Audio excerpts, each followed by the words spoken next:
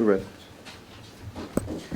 Let's take a group of 3 questions, and if you can direct it, if you'd like to identify yourself, please go ahead. And if you could direct it at one of the panelists, please do, but you don't have to. Go ahead. Hi, my name's Katie. I'm from the Carnegie Endowment. So I would like to ask a question about Nadat Tunis. There's a lot of concern about if they win both sort of majority in parliament and then also the presidency. But I'm wondering how much, since the presidency is mostly a symbolic position, how much impact that would actually have. And if you don't mind also, and this is just for everyone on the panel, there's been a lot of talk of inclusivity, but there were recently riots in southern Tunisia in response to some of Essebsi's allegation that Marzouki is the candidate, the Islamist and violent jihadi. So I'm wondering if you could comment on that sort of in relation to this discussion of inclusivity and the willingness to compromise. Thanks. Thank you. Next question. I'm Dan O'Flaherty from the National Foreign Trade Council, which is an association of mostly very large American companies that trade and invest overseas. Following that question, in terms of the split of power between the presidency and the prime minister, it seemed to me that they had they'd adopted a version of the French Fifth Republican Constitution, which does leave the president with significant powers in key areas such as the defense and foreign policy. But my question is, in observing the election, was there evidence of foreign funding for any of the parties? 3rd question. My name is Grant Rumley with the Foundation for Defense of Democracies. I was also part of the CSID trip out to Tunisia last week. My question is about the third-party candidates that also ran for president. We know Essebsi got 39 and Marzouki got 34. That leaves a substantial block. I was wondering if you could sort of comment on the trajectory of the next few weeks with candidates like Hamed Mamami possibly playing the role of kingmaker, these coalitions in the courtship. Okay, we'll take that group. Redwan, would you like to start? Sure.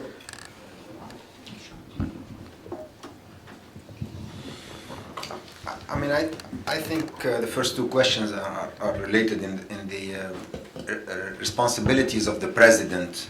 I think the Constitution, it would be wrong to say that he has a symbolic role. He definitely has more than a symbolic role. Initially it started that way. Initially it started towards a parliamentarian system and with the president basically playing a symbolic role. But that's not how the Constitution ended up. And I think the president has a significant role to play, especially in foreign affairs. He's responsible for the Ministry of Foreign Affairs. And for the army, he's responsible for defense. National security also, he's involved in national security. I think most importantly, one of the main tasks of the president is that he can veto laws. I think this is the one that might be the most crucial one, because and the one that makes Tunisians, some Tunisians, including myself, frankly, worried that if the president and if the 3 presidencies, we call them, the president of the parliament, the president of the government, and the president of the republic, are within one party or a small minority, small majority with 51%, it means there's nobody who can veto those laws. And so that party with a small minority or a small majority can pass almost any laws they want. And the laws are going to be crucial in the next few years, because all we've done in the last 2 or 3 years is a new constitution.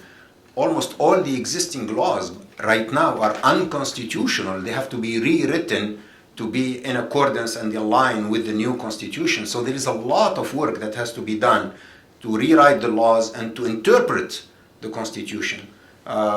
So I think the president has a role to play in playing like checks and balances, to check, as a check on parliament and on the government in their interpretation. Also the Constitutional Court, there's going to be a new Constitutional Court appointed by the parliament and the president. And so again, that Constitutional Court will play a very key role. So I personally, my preference, and a lot of Tunisians feel that way, would feel more comfortable if the president of the republic is not also does not also have a majority in parliament and a majority in the government.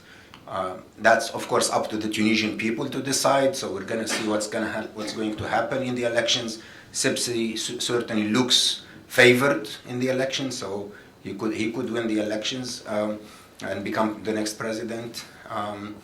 It would be a difficult situation, of course, but we will see what happens. I mean, of course, that's not the end of the world. I mean, you know, there is civil society, there are strong opposition parties, there is a parliament, there is, you know, so there is a movement toward democracy that I don't think is going to stop overnight. But it will be difficult if one party controls basically the legislative, the government, and the presidency. Marina? I'll take the issue of the inclusivity and then the kingmaker question about whether there is a kingmaker. When I first heard the election results for the parliamentary elections, I was really wondering whether what we were witnessing in Tunisia was the electoral equivalent of the Egyptian coup d'etat. That is a restoration of the old regime that in Egypt was done through a military coup d'etat, and here was perhaps done through an election that was apparently an honest election. Everybody seems to concur on that, but that would have the same effect of excluding one of the major parties that had shown that it was an important political player and had a lot of support. After going to Tunisia and talking to people, I don't think that's the case. That while the desire for excluding certain groups certainly exists, and I think this is mostly people who are close to the old regime and who are now in Nida Tunis, who, if it was in their power, they would very much like to ban all Islamist parties. I think there is no doubt that sentiment is there, the way people talk and so on. At the same time, I don't think this is likely to happen. I don't think they have enough power, they have enough control, they have enough seats to really carry out, to implement a policy of that sort. So yes, would it be better to have, to have a split between not to have all the presidents belonging to the same party? Probably in a moment of transition like this, it would be better. And that may be one reason why so many Tunisians voted in these elections for a presidential candidate that they really don't like. I mean, Marzouki has been greeted in many places where he had rallied by people shouting to him, dégage, get out. So essentially, but I think it was really this calculus that it's better not to have one party in charge of everything. They may have led to that. The issue of the kingmaker. Is there a candidate? I don't think that, it's interesting to look at who got a substantial number of votes. And interestingly enough, is Hamami, who is the candidate of the Popular Front. In other words, what you have in this election is the left having a disproportionate weight in many ways, and that will have to be taken into consideration in the formation of the government. In part, the Popular Front has it's the fourth largest number of seats in the parliament, but their percentage of the vote is very low, because that's the way the election law was written, and it favored the smaller parties. And in addition to the seats in the parliaments, you also have a very clear weight of the left through the activities of the UGTT, of the labor unions. And the labor unions are mobilizing right now, there are a lot of strikes in the countries and so on. So that I think in this very strange situation in which, Nida Tunis and Nahda are really tied, with Nida Tunis being ahead, but are the two most important players. There is this third player which cannot possibly aspire controlling anything. They don't have the votes, but they probably have to be. It's worth watching, because I think they're going to have a disproportionate weight in the process. Jeff, anything to add? Al? I'll just, one contrarian view to the question of control is that, you know, just as if here the presidency and the Congress are controlled, it does make it easier to pass things. And yes, there's a risk to that, but it also means that things can move forward a little bit quicker if they avoid, as I was pointing out before, some of the petty kinds of issues or trying to seek retribution in some way or reverse things. I guess I look at it as, I think there's enough within civil society, within the coalitions of parties themselves, to try to balance any efforts to try to shove things through so that there's a chance that it wouldn't generally just become disproportionately focused on doing one party's bidding by using those two things, and in fact could be used to allow quicker response to things like national security, economics, and whatnot.